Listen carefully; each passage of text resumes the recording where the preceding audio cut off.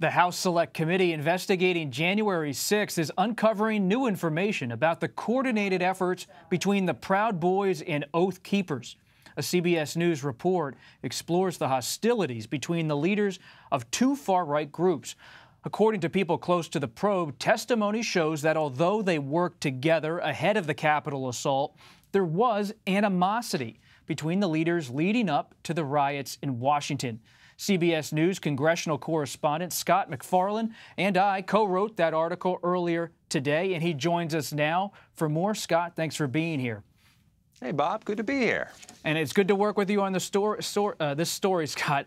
We've reported how the Oath Keepers and Proud Boys, they were texting, they were meeting, and had this possible collaboration, likely collaboration ahead of the Capitol attack.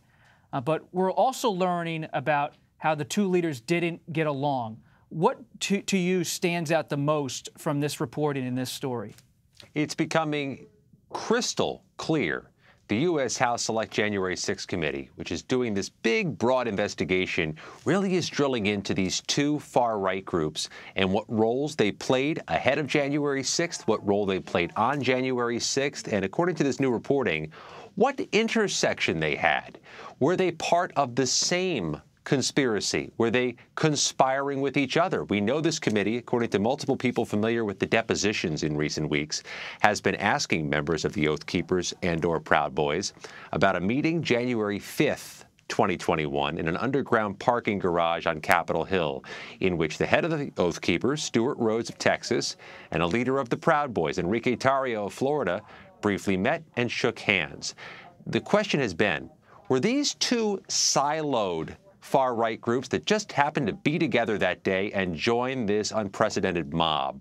Or were these two groups, though somewhat a bit of rivals, did they join together to infuse this mob with the energy that caused the near collapse of our democracy, the deaths of multiple people, and this horrific American moment? The House January 6 Committee is clearly looking into these two groups, what intersections they have, what rivalries they have, and if that was transcended that day to cause havoc. What do you make, Scott, of the text messages revealed this week in court by federal prosecutors that shed new light on the Oath Keepers and the defendants from that group? And they also talk about a U.S. congressman. Tell us more.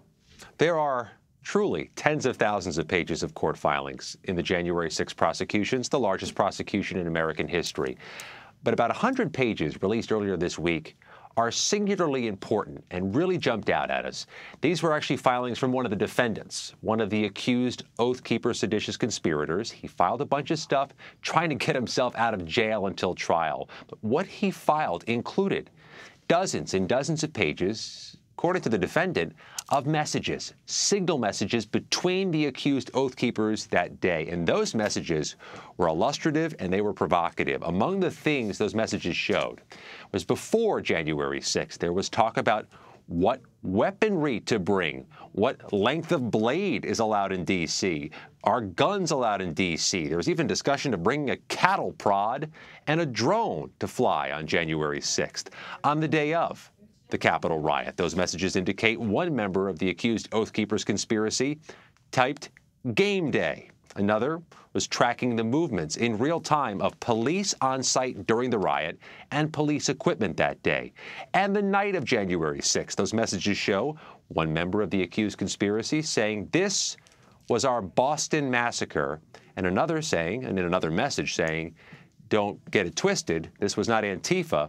This was American patriots." But those messages also include several references to the Texas Congressman Ronnie Jackson, who at that point was in office just 3 days. He was, you may recall, Donald Trump's former White House position. In the messages submitted in this court filing, one or two of the members of this alleged conspiracy said, "We have to find Ronnie Jackson and safeguard him. He has, quote, critical data. Somebody give him my cell phone number." That's the first real reference, Bob, to a member of Congress in that type of context from any of these January 6 filings. The congressman issued a statement the next day to CBS News saying he doesn't know who these guys are. Okay, that's what he said, Scott. But what about Democrats in the House, Republicans in the House? Is there any reaction to the mention of Congressman Jackson? We're going to see where that heads. That, to me, is a question we're going to press when Congress returns here next week. not only from other Republicans about Ronnie Jackson, but Democrats about what they take away about one of their own, somebody who was sheltering inside the Capitol that day, being referenced by people in the mob. We get that question a lot over the last year and a half. Have we heard members of Congress, have their names come up in this prosecution? This is the first time somebody's name has come up, but it came out of the mouth of defendants, people who have been charged with crimes, not from the prosecutors themselves. And that is striking, Bob, that the prosecutors have not mentioned any member of Congress in that type of context in any of their court filings. Anecdotally, Scott, what stands out to me when I saw Congressman Jackson's name, I was down at CPAC, Florida, that Conservative Political Action Conference, walking around with some of our team here, reporting on that event, and Congressman Jackson was there.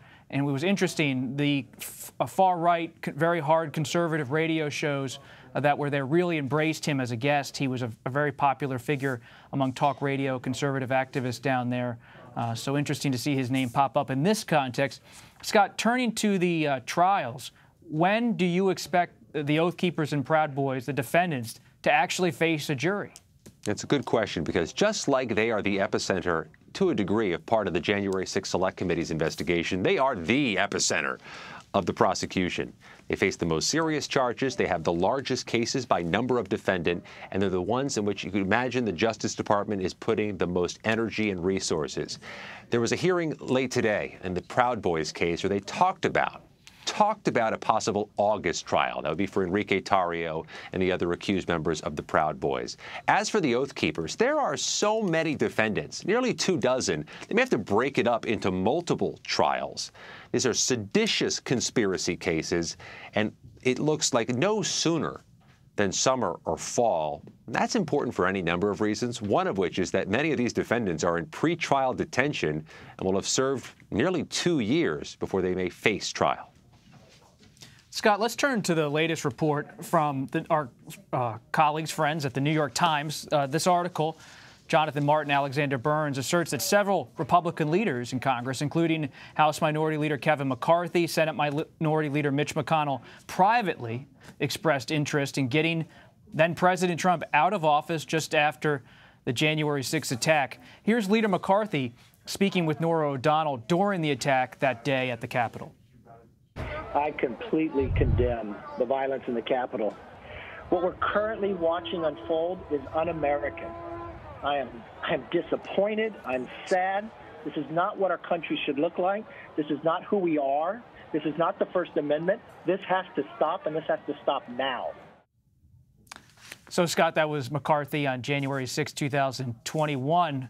What has changed since then? How has McCarthy responded to this report from the New York Times? Fascinating reporting by the New York Times. One of the things Leader McCarthy said in his statement to CBS News today was that it's just totally false and wrong reporting, and that the country was better off with President Trump in the White House than it's been over the last year and a half. We're waiting for response from Senator McConnell on this, but you can see the statement there from Kevin McCarthy. But there's a broader issue here that I think is more intriguing and speaks more to the moment we're in, political and otherwise. There seems to be a shift, according to this reporting, in the mindset of key top Republicans that may be symmetrical, Bob, to the shifting mindset and narrative of January 6th overall, especially among Republicans. This concern that the January 6th insurrection is being memory holed, that with time, not only are public statements about it changing, but that the politics of it are changing, that it's now okay, if not necessary, to say January 6th was, as one Republican congressman said, seemed like a normal tourist visit or was legitimate political discourse. That's a sea change from where a lot of these people who were ducking and covering their lives on the line were on the night of January 6th. And the reporting you just mentioned really emphasizes that that's the leadership that's changing its statements, not just the rank and file. And the New York Times has stood by its story. Scott MacFarlane, thank you.